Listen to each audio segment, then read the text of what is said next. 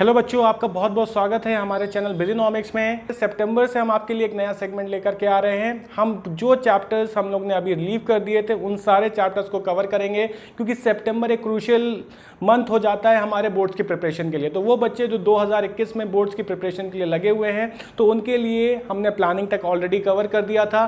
Planning के बाद के जितने चैप्टर्स हैं वो आज से हम लोग स्टार्ट कर रहे हैं। तो पहला उसी नोट पे जो पहला चैप्टर है वो है ऑर्गेनाइजिंग। आइए समझ लेते हैं कि बोर्ड्स 2021 के लिए कौन सा चैप्टर या कौन सा सेगमेंट हमें ज़्यादा अच्छे से करके जाना है। देखिए, चैप्टर में ये 4 चीज़ें ही पढ़नी है।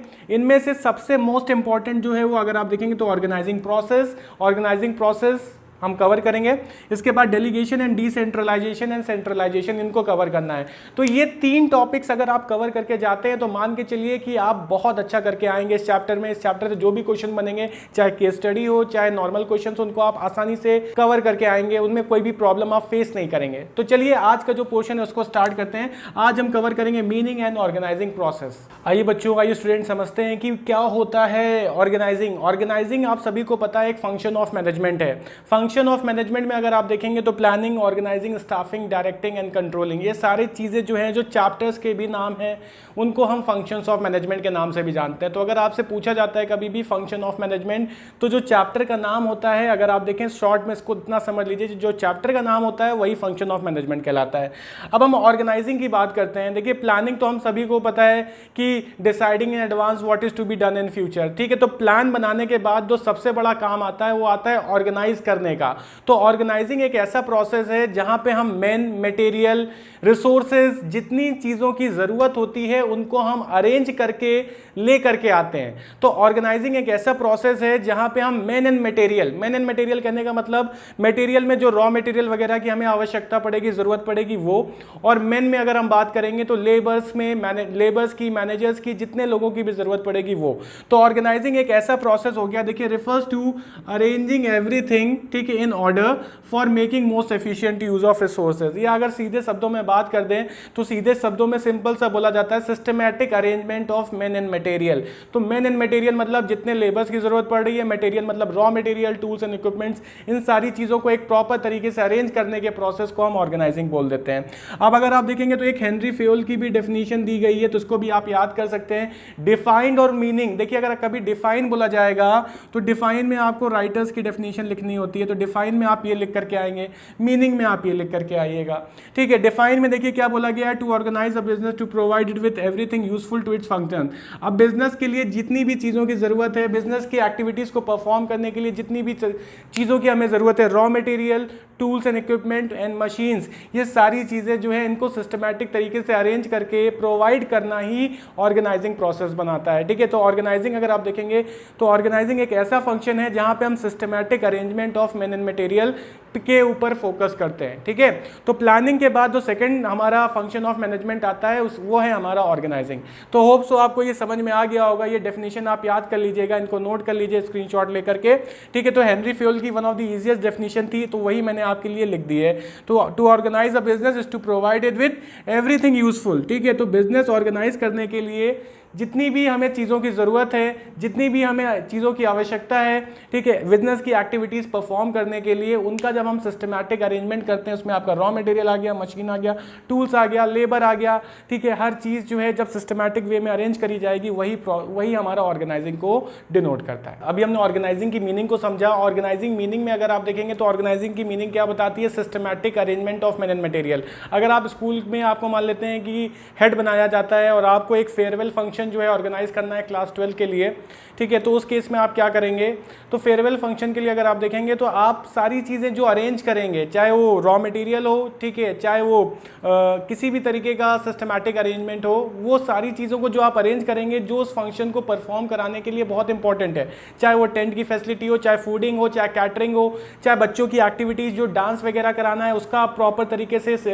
अगर आप देखेंगे तो अरेंज करना उसको, या टीचर्स के लिए जो सारी चीज़ें आपको अरेंज करनी है, या गिफ्ट जो अरेंज करना है, ये सारी चीज़ों को जब हम प्रॉपर तरीके से अरेंज करके जो फाइनल आउटकम है, जो फाइनल ऑब्जेक्टिव है उसको अचीव करा देते हैं। तो ये पूरा प्रोसेस बन जाता है ऑर्गेनाइजिंग। किसी भी शादी को सक्सेसफुल बनाने के लिए जिन सारी चीज़ों को हमें अरेंज करना पड़ता है वो सब ऑर्गेनाइजिंग का प्रोसेस, ऑर्गेनाइजिंग का पार्ट बन जाता है। बच्चों अब हम पढ़ने जा रहे हैं ऑर्गेनाइजिंग प्रोसेस। ऑर्गेनाइजिंग प्रोसेस बहुत इंपॉर्टेंट है, मोस्ट इंपॉर्टेंट क्वेश्चन है। देखिए प्लानिंग में भी प्रोसेस पढ़ा, उसको भी रट डालिए, उसको भी याद कर डालिए, ठीक है। सिक्वेंशियल ऑर्डर, तो प्रोसेस का मतलब क्या होता है? प्रोसेस का मतलब याद रखिएगा सिक्वेंशियल ऑर्डर। सिक्वेंशियल ऑर्डर का मतलब है कि इसी फॉर्म में, इसी ऑर्डर में आपको ये आंसर देना है। मतलब ये जो स्टेप्स बताए जा रहे हैं that should be means if you are going to write it, तो आपको एक के बाद एक के बाद एक लिखना है। इसमें कोई भी अप एंड डाउन नहीं कर सकते हैं। अगर आप इसको पहले कर देंगे, इसको बाद में कर देंगे तो नंबर एक भी अलॉट नहीं होगा। तो ये सिक्वेंशियल ऑर्डर होता है, इतना समझ लीजिए। देखिए सबसे पहला क्या तरीका है? सबसे पहला अगर आप देखेंगे ऑर्गेनाइजिंग प्रोसेस में तो बोलता है आइडेंटिफिकेशन एंड डिवीजन। काम को पहचानो और काम को बांट डालो, काम को पहचानो और काम को बांट डालो। तो identification and division of work ये बताता है कि किसी भी कंपनी में जो प्लान हमने बनाया था तो प्लान के अकॉर्डिंग काम को हमें पहचानना है, और काम एक बार हमें पता चल गया तो उस काम को डिवाइड कर देना है छोटे छोटे पार्ट्स में, और हर एक पार्ट को परफॉर्म कराना है एक वर्कर से, ठीक है। तो कुल मिलाकर के यहाँ पे देखिए बोला जा रहा है मैनेजर का काम क्या है? पूरे काम को छोटे छोटे यूनिट्स में डिवाइड कर देना, स्मॉलर यूनिट्स में डिवाइड कर देना, और वो स्मॉलर यूनिट्स को वर्कर्स के बीच में डिस्ट्रीब्यूट कर देना। वर्कर जब उसी काम को बार बार परफॉर्म करेंगे तो वो स्पेशलिस्ट बन जाएंगे काम को परफॉर्म करने में, और कोई भी वेस्टेज नहीं होगा, कोई भी अगर आप देखेंगे तो किसी भी तरीके की ओवरलैपिंग नहीं होगी। तो जब आप एक ही काम को बार बार करते हैं तो there should be no overlapping. Overlapping मतलब एक काम दो बार नहीं होगा, एक ही बार में सारा काम निपट जाएगा, वेस्टेज मिनिमाइज हो जाएगा। तो ये याद रखिएगा।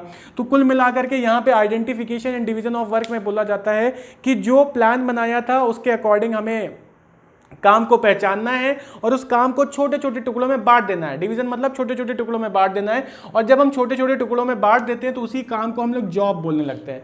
उसी जॉब को आपको वर्कर से परफॉर्म कराना है, और वर्कर जब उसी काम को लगातार परफॉर्म करेंगे तो वो एफिशिएंट बनेंगे, स्पेशलाइज्ड होंगे, ओवरलैपिंग मिनिमाइज होगी, वेस्टेज मिनिमाइज होगा। तो ये पहला हो गया आइडेंटिफिकेशन एंड डिवीजन।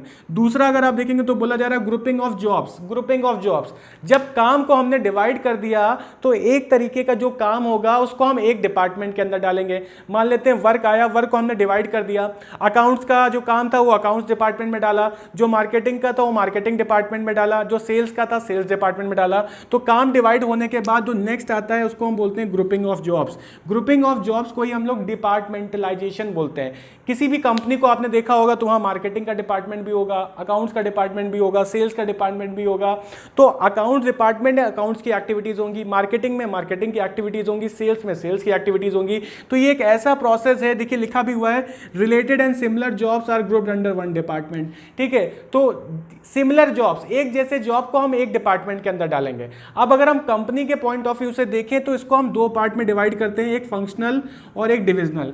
फंक्शनल क्या होता है? देखिए फंक्शनल कहने का मतलब जब हम एक्टिविटीज को फंक्शंस के अकॉर्डिंग डिवाइड कर रहे हैं, ठीक है। जब हम एक्टिविटीज को फंक्शंस के अकॉर्डिंग डिवाइड कर रहे हैं, ठीक है, तो वो हमारा फंक्शनल हो जाता है। जैसे अगर आप देखेंगे तो सेल्स डिपार्टमेंट बना दिया हमने, तो सेल्स का काम हमने सेल्स डिपार्टमेंट में डाल दिया, मार्केटिंग का काम हमने मार्केटिंग डिपार्टमेंट में डाल दिया, ठीक है। तो जब हम कंपनी के अंदर उसके डिपार्टमेंट के अकॉर्डिंग काम अलॉट करेंगे, उसके फंक्शन के अकॉर्डिंग काम अलॉट करेंगे, ठीक है, तो वो बन जाता है, अगर आप देखेंगे तो फंक्शनल स्ट्रक्चर बोलते हैं उसको हम, ठीक है।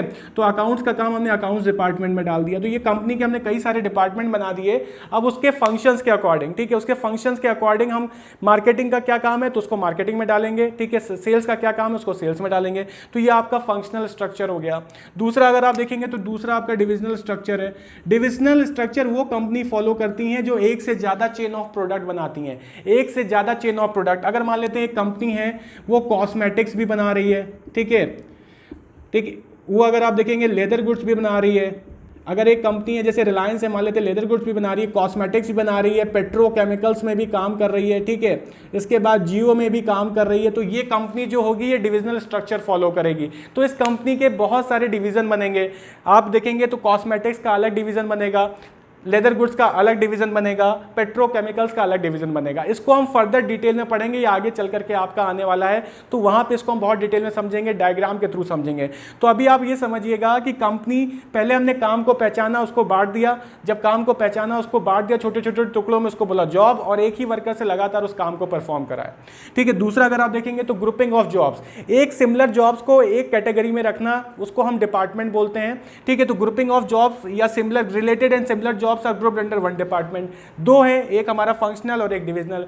फंक्शनल में हम फंक्शंस के अकॉर्डिंग डिवाइड कर देते हैं एक्टिविटीज को, अकाउंट्स का काम अकाउंट्स में, सेल्स का काम सेल्स में, मार्केटिंग का काम मार्केटिंग में। डिविजनल में अगर आप देखेंगे तो डिविजनल में क्या है, अगर कंपनी एक से ज्यादा चेन ऑफ प्रोडक्ट में काम कर रही है, एक से ज्यादा प्रोडक्ट प्रोड्यूस कर रही है, अलग अलग कैटेगरी में प्रोड्यूस कर रही है, तो वो डिविजनल स्ट्रक्चर फॉलो करेगी, जहां cosmetics, leather goods, petrochemicals, Reliance अगर आप देखेंगे तो टेलीकम्युनिकेशन में भी है, तो ये आपका डिविजनल स्ट्रक्चर। तो रिलायंस का जो एग्जांपल है वो डिविजनल स्ट्रक्चर का एग्जांपल है, याद रखिएगा। ठीक है। और अगर कोई कंपनी जो सिंगल प्रोडक्ट बना रही है तो वो फंक्शनल को ही फॉलो करती है। तो ये आगे चल करके हम फर्दर डिस्कस करेंगे। चलिए बच्चों, हमने पहले दो देख लिए हैं। पहले में अगर आप देखेंगे तो आइडेंटिफिकेशन एंड डिवीजन था, दूसरा हमारा था डिपार्टमेंटलाइजेशन, तीसरा अगर आप देखेंगे तो तीसरा है असाइनमेंट ऑफ ड्यूटीज। अब असाइनमेंट ऑफ ड्यूटीज क्या बताता है, देखिए बोला ये जा रहा है, पहले हमने काम को डिवाइड करा, फिर इसके बाद हमने काम को उनके डिपार्टमेंट के अकॉर्डिंग, जो जिस डिपार्टमेंट का काम था उसको अलॉट कर दिया। फिर इसके बाद अगर आप देखेंगे तो उन डिपार्टमेंट में हम किन वर्कर्स को अलॉट करेंगे या किन वर्कर्स को अपॉइंट करेंगे। अब अगर आप देखेंगे तो वर्कर्स को अपॉइंट करते समय या काम वर्कर्स को असाइन करते समय हम उनकी क्वालिफिकेशन, स्किल, उनके नॉलेज, उनके एक्सपर्टाइज, इनको ध्यान में रखेंगे।